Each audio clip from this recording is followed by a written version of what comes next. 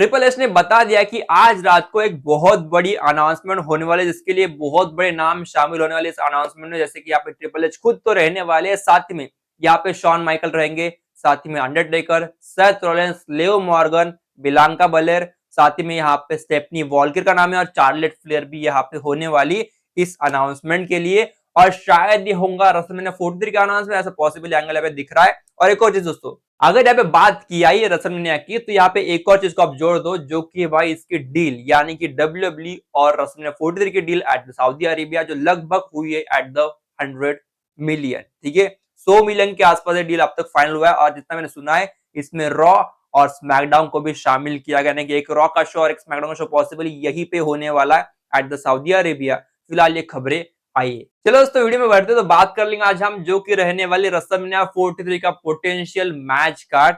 जो फिलहाल मुझे सुनने में आया वो ऐसा है कि Roman Reigns versus the Rock, और Stone Cold Steve Austin versus CM Punk, और एक और चीज है John Cena versus Bron Breakker. ये कुछ पॉसिबली मैच कार्ड का फिलहाल डिजाइन आ चुका है, यानी कि इसके ऊपर शायद डिस्कशन चल रहा है, और यानी कि John Cena may be back at the WrestleMania 43, ऐसी बातें भी किया जा रहा है। तो इसको हम लेके आएंगे, इन डिटेल जाएंगे। और साथ ही दोस्तों, अगर वीडियो की शुरुआत करता हूं, पहले दोस्तों पे बात कर लेता हूं जो कि रहने वाली रे मिस्टीरियो के बारे में, यानी कि बंदे का पोटेंशियल रिटर्न के बारे में। कुछ खबरें ऐसे ली फिलहाल कि इस बंदे का रिटर्न नहीं, क्या बहुत जल्दी हो रहा है। अगले हफ्ते में बंदा जा रहा है at the performance centre for इस टेस्ट, जो कुछ रहता है ना, कुछ परफॉर्मेंस सेंटर में थोड़ा बहुत चेकिंग करते हैं, तो बंदे को होने वाला नेक्स्ट वीक के लिए। और जितना मुझे लग रहा है कि शायद से बंदा आएगा आने वाले पीएलई के दौरान, या फिर कभी ना कभी डोमिनिक के मैच में शायद से आएगा, जो कुछ फिलहाल कहानी है। तो फिलहाल बंदे का रिटर्न बहुत जल्दी हो रहा है। तो फिलहाल ऐसी खबरें आ चुकी है। चलो बात कर लो एजे स्टाइल्स के बारे में। तो कुछ खबरें ऐसी आ चुकी है एजे स्टाइल्स के बारे में कि जो प्रोमो बंदे ने कट किया था ऑन द रॉ, तो वो प्रोमो एकदम नया शूट था, यानी कि एक नई स्टोरी लाइन का बिल्डअप ऐसे स्टार्ट किया है, मतलब एक नई फील देने का तैयार किया है। और अगर ये हो रहा है तो बंदे को एक बहुत अच्छी और नई स्टोरी लाइन मिलने वाली, ऐसा बताया जा रहा है। ठीक है, तो ये कुछ खबरें यहाँ पे एजे स्टाइल की, कि बंदे को कम से कम अभी तो कुछ अच्छा होने जा रहा है भाई, बहुत हो गया अभी डोमिनिक का, अभी आगे बढ़ो और कुछ बेहतरीन काम करो, यानी कि बंदा अल्टीमेटली बनने वाला इंटर कॉन्टिनेंटल चैंपियन बहुत जल्दी ही, ये ऐसा फिलहाल पॉसिबली एंगल है, और वो होके ही रहने वाला है। क्योंकि जो 12 सितंबर को होने वाला वर्ल्ड कोलाइड का शो ट्रिपल ए का, वहां पे एजे स्टाइल का आना लगभग तय है। तो अगर यहाँ पे एजे स्टाइल आ रहे तो शायद मैं इनका मैच रसल पालोजा में भी देख सकता हूँ, या फिर क्राउन जून में। अल्टीमेटली वो एक अंतिम कहानी, अंतिम चैप्टर का पेज लिखा देंगे इन दोनों के बीच का, वो वहां पे फाइनल होगा। ठीक है, तो फिलहाल यही कुछ चीजें दिखाई तो दे रही है। और दोस्तों आगे बढ़ेंगे, बात कर लिया स्टेफनी वॉल्कर के बारे में। रिसेंटली चांस मिला है for the world title shot versus यहाँ पे आयोसा के खिलाफ। ठीक है, तो फिलहाल जो मुझे सुनने में आया ऐसी चीज है कि बंदी को फिलहाल इंटरनल इंजरी चल रही है, माइनर इंजरी, लेकिन फिलहाल इंजरी बंदी को दिखाई दे रही है। लेकिन still she will be available for the home coming के जो मैच और इनका टैग टीम का, वहां पे तो बंदी रहेंगी। साथ ही में आने वाले रसल पालोजा उनका टाइटल शॉट के लिए भी बंदी अवेलेबल होने वाली, ऐसा बताया जा रहा है। ठीक है, बड़ी वैसे कुछ चीज नहीं थी।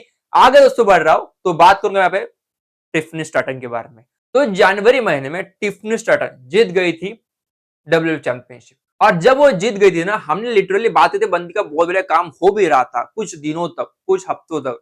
लेकिन फिलहाल पिछले एक महीने से कम से ऐसा कहूंगा मैं कि इसका कुछ भी नहीं हो रहा भाई, लगभग 30 से 40 दिन हो गए बंदी के पास ना ही मैच आ रहे, ना ही कुछ बेहतर स्टोरी लाइन दे रहे। तो that is going to be bore. लेकिन बंदी को हैज 250 दिन क्रॉस हो चुके हैज अ चैंपियन। ठीक है, बड़ी खबर है, जनवरी में जीती थी, आई गेस 3 जनवरी का वो दिन था जितना मुझे याद आ रहा है, वहां पे शो हुआ था।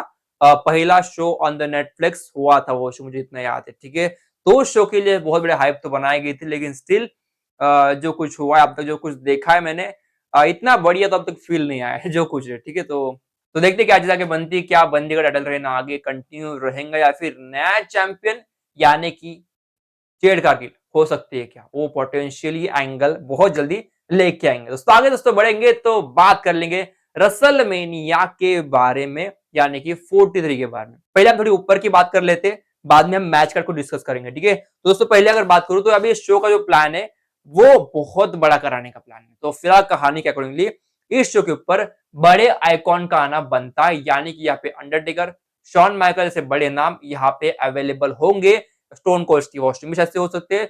तो पोटेंशियली यहाँ पे ये आने वाले अपीयरेंस देने वाले, ऐसी कहानी फिलहाल बताई जा रही है। तो अभी बात कर लेते हैं डब्ल्यूडब्ल्यूई का मैच कार्ड क्या हो सकता है रेसलमैनिया 43 के लिए, जो मैंने खुद कल सुना है।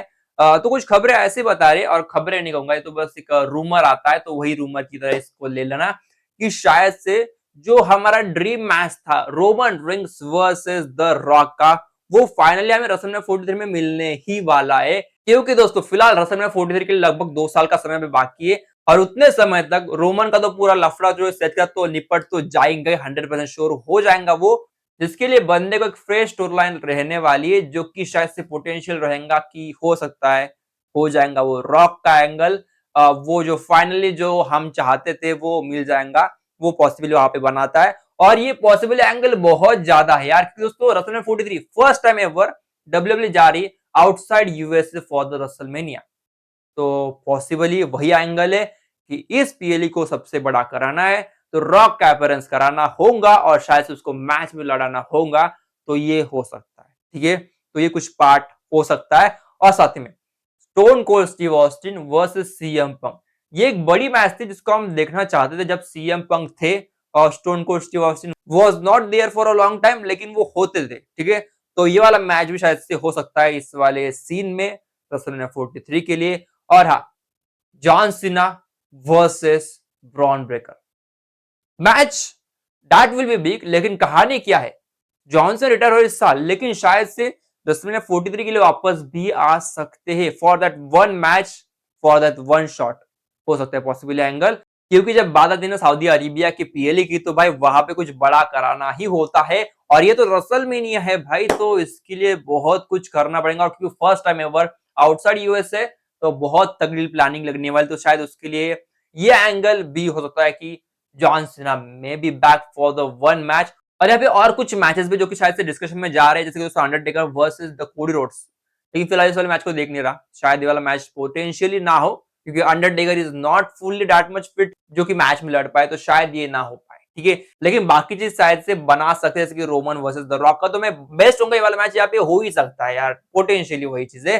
तो फिलहाल दोस्तों ये कुछ चीजें दोस्तों आज की वीडियो में लेके आयो, और जो आज रात को होने वाली स्पेशल अनाउंसमेंट उसकी मैं जानकारी दूंगा ऑन माय ट्विटर, तो आपको जाके वहां पे ज्वाइन कर लो, आपको नीचे लिंक मिल जाएंगे ट्विटर की। तो फिलहाल दोस्तों वीडियो में रुकता, मिलते कल।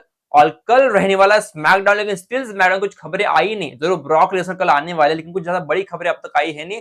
और मैंने इसलिए कहा था कुछ दिनों पहले, कहाँ पे है भाई स्मैकडाउन, कहीं पे नहीं, तो वही चीज फिलहाल कहूंगा। तो दोस्तों रुकता है पे, मिलेंगे कल with the review of the SmackDown. Till then को लाइक सब्सक्राइब शेयर कर दो, मिलते हैं तब तक दोस्तों, बाय।